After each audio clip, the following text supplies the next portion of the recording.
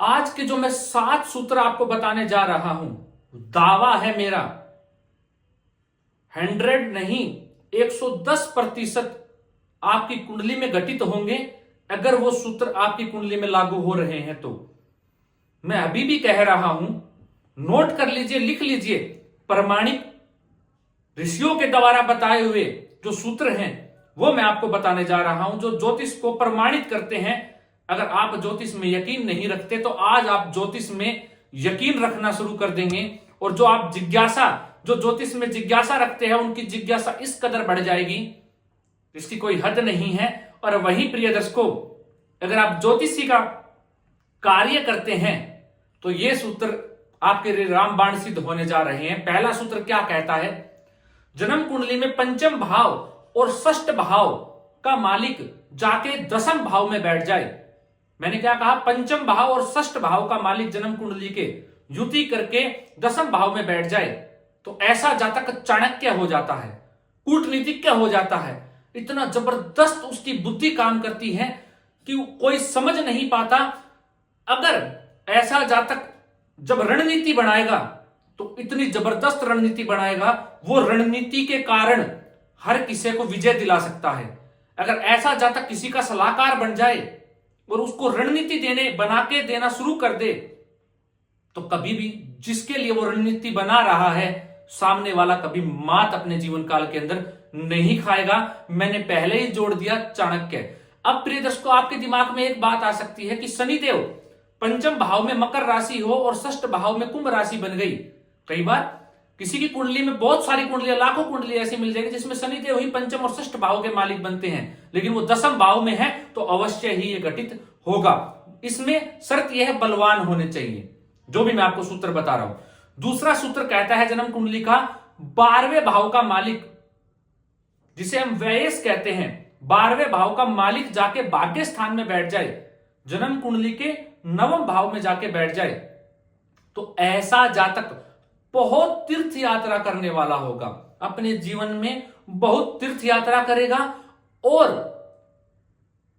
बहुवचन के अंदर ज्यादा मैं कहूं तो जो वो ज्ञान देगा वो आध्यात्मिक दुनिया से जुड़े हुए ज्ञान जो है वो आपको देता हुआ नजर आ जाएगा। कई बार कहने का मतलब है कि धर्म से संबंधित उपदेश देता हुआ आपको वो दिख जाएगा। अगर आपकी कुंडली में ये योग है तो आप तीर्थ यात्राएं करने वाले और धर्म के उपदेश देने वाले आप रहेंगे नहीं।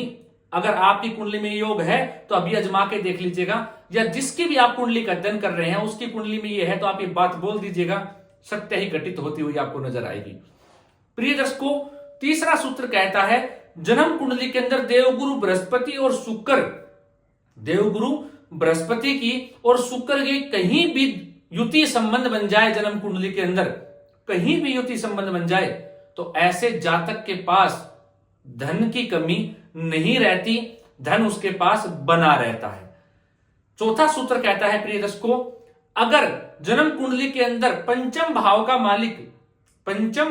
मालिक जाके लगन में बैठ जाए, कहां पे बैठ जाए? लगन में बैठ जाए तो ऐसा जातक जीवन भर ऋणी बना रहता है। आप जानते हैं पंचम भाव का किसी भी प्रकार से ऋण से कोई संबंध नहीं बन रहा, लेकिन पंचम भाव का स्वामी लगन में जाके बैठ जाए, किसी भी ग्रह से दृष्ट ना हो, मैंने क्या कहा? किसी भी ग्रह से दृष्ट ना हो तो ऐसा जातक जीवन भर ऋणी बना रहता है, लेकिन उस ऋण से वो जीवन भर आबाद होता है, मतलब ऊंचाइयां प्राप्त करता है, बर्बाद नहीं होगा।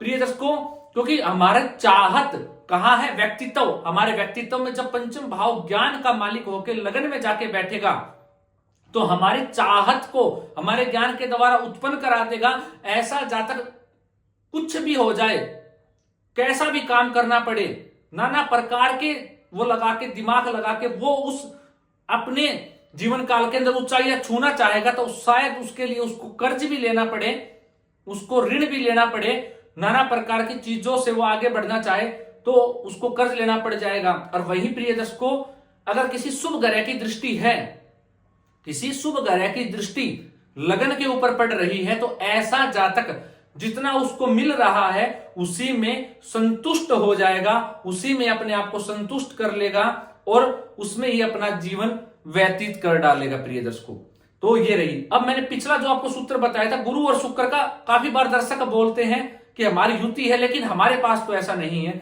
वो इसलिए नहीं है प्रिय दर्शकों, युति आपको दिख रही है, लेकिन आपको डिग्री में देखना है, वो 12 डिग्री के अंदर हो। शुक्र जो बैठा हुआ है, मान लीजिए वो 12 डिग्री पे बैठा हुआ है, तो देवगुरु बृहस्पति जो है वो 24 डिग्री पे हो या उससे समीप 20 डिग्री पे हो, 18 डिग्री पे हो। जितना शुक्र के नजदीक डिग्री में होंगे उतना ही उस युति का आपको आपके जीवन काल के अंदर जबरदस्त प्रभाव देखने को मिलेगा। वही प्रिय दर्शकों, जो 5वां सूत्र है वो कहता है कि लगन के अंदर स्थिर राशि हो। आप जानते हैं चर राशि होती है, स्थिर राशि होती है, द्वि स्वभाव राशि होती है, ये 3 राशियां होती है। अब जो स्थिर राशि है वो कौन सी है? वो वृषभ राशि है, सिंह राशि है, वृश्चिक राशि है और कुंभ राशि है। ये स्थिर राशियां हैं। ये लगन में हो, जो भी आपका प्रथम भाव है उसमें बैठे हुए हो। उसके बाद शास्त्र ने कहा कि जो लग्नेश है वो 10वें भाव में जाके बैठा हुआ हो और देवगुरु बृहस्पति केंद्र में हो, 1, 4, 7, 10 इन भावों में हो, और या लग्नेश जो है वो 10वें स्थान में जाके बैठा हुआ हो।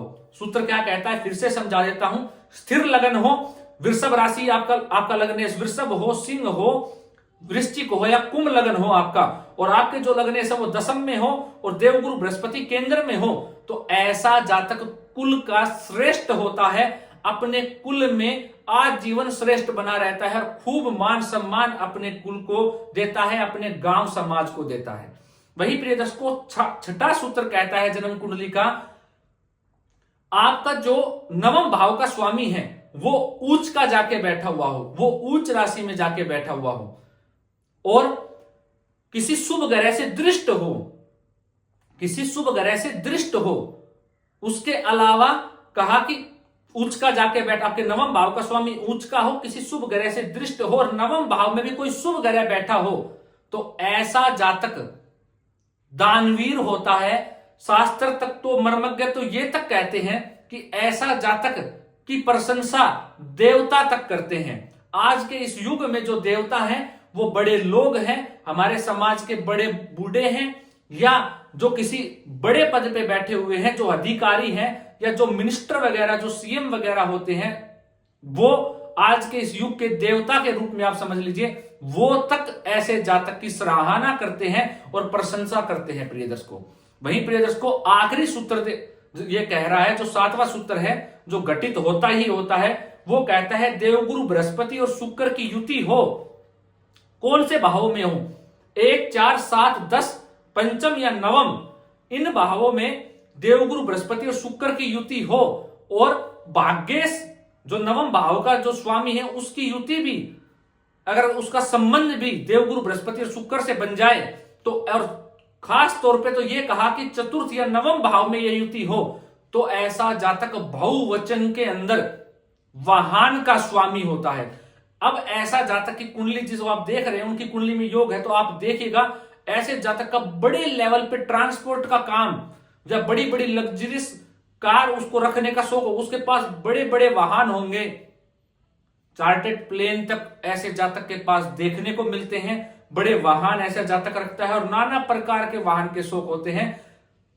अब आप ये मान लीजिए कि उसके पास इतनी कारें हो, शायद वो खुद ही उन कारों में बैठ के ना चल पाता हो। आप देखते भी होंगे बहुत से लोग, आपके सामने उदाहरण भी हैं इस दुनिया के अंदर, जिनके पास बहुत सारी कारें हैं, जो कार रखने का शौक है, वाहन रखने का शौक है। तो आप ये सब बहु मात्रा में ऐसे जातक के पास बड़े से बड़े वाहन होते हैं। प्रिय दर्शकों, तो ये 7 सूत्र मैंने आपको बताए, इसीलिए मैंने कहा था इनको कहीं नोट कर लीजिएगा।